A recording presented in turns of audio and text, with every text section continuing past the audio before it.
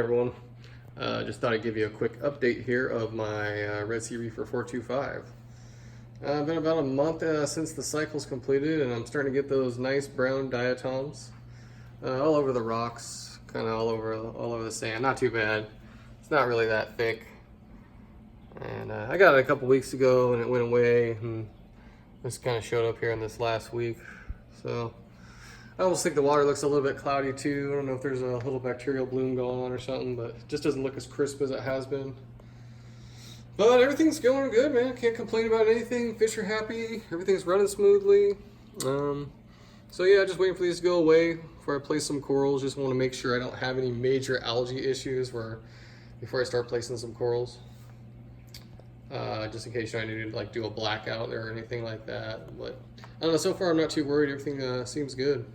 Diatoms, I was expecting them, so not too worried. Just relaxing right now. I also did raise the light a little bit, just based on Bulk Reef Supply's videos, suggestions. It's exactly 16 inches from the water line to the light. And it gives a little better spread. I've actually noticed more algae growing on the outer rocks after I did that, so it seems to be a little better and not so much just right there in the middle. I haven't got a par readings on it yet, so still waiting to do that. But we will get that done before we probably put some corals in. So that's pretty much all I got to update about here. Just wanted to show you guys the ugly stage, just so anyone out there does see it or knows it's coming. It happens pretty much to everyone. In the sump here, what I have updated is I went ahead and just added some little push button lights. Got them from Lowe's. They're just these little cheap LED push button lights. Got 3-packet Lowe's. It's pretty nice. Just velcroed them to the ceiling there, and gives me a lot more light in here now, so I can actually see things.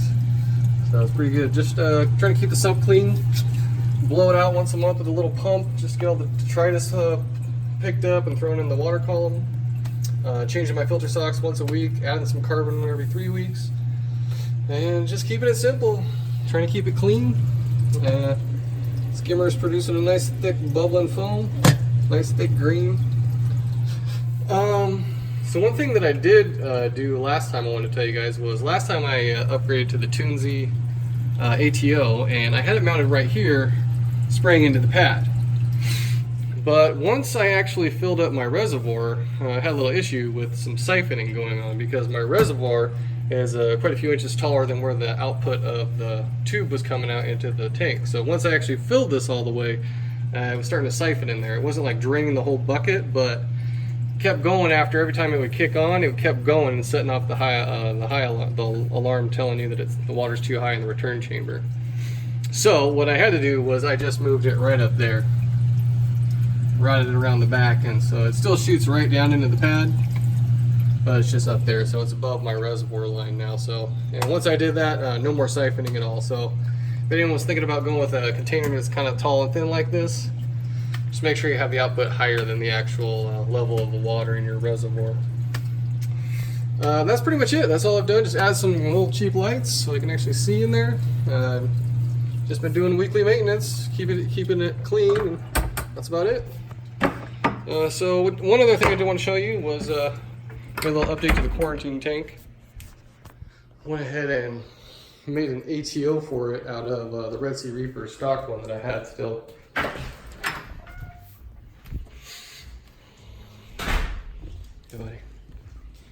So what I did is I just took the Red Sea Reefer ATO and I just made it work for my quarantine tank. It's kind of ghetto right now because it's just sitting on my table saw and then a bucket of salt to keep it higher than the tank.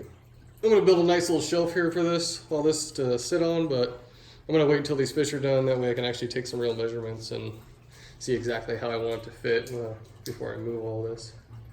So all I did was, to make this work, was took the float valve, took everything off the Red Sea, the float valve, and the tubing and the tank, and I took the extra magnet right here that Toonsy gives you with their ATO, and this little extra clip for a float valve so you can mount it in a different position if you want. So I didn't use it that way, so I just used this. Took a Dremel, cut this plastic piece a little bit so that I could just screw this float valve right on there, and then I just magnetize it up right up to the glass here. So it's not as high as I wanted to put it. I wanted to keep the water like almost to the top, but so it dropped the water level, I don't know, like 1/4 of an inch. So that's pretty much it though. Everything stayed good. The salinity didn't drop or anything. And I can keep days worth of water in here. It works perfect now. It doesn't mess up at all. So the tangs in there, they're doing good. They're still skittish, but they eat well. They got their little nori there. And so I thought I saw some flukes or something on the powder blue's eyes. One day I came out here and I noticed like what appeared to be like two little white mysis shrimp on each eye. And they stayed, and I thought maybe it was a mysis, but they stayed there for like a couple days and didn't come off, and he flashed a few times. So I treated with Prozi Pro, 2 treatments, and then it went away. Like the second day after I dosed the Prozi Pro, the little white things fell off his eye. So, and he hasn't flashed since. So I'm assuming it was probably some flukes that was bothering him. Yeah, so started the copper on the 5th, ramped it up to 0.40 on the 7th, or it's actually cupramine.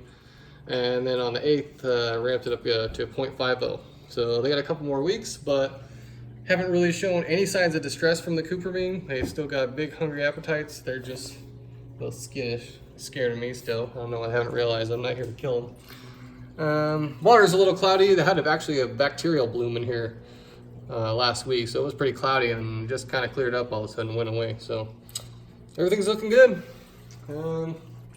So that's pretty much all I got for the update. If you guys got any questions, leave them in the comments. Later.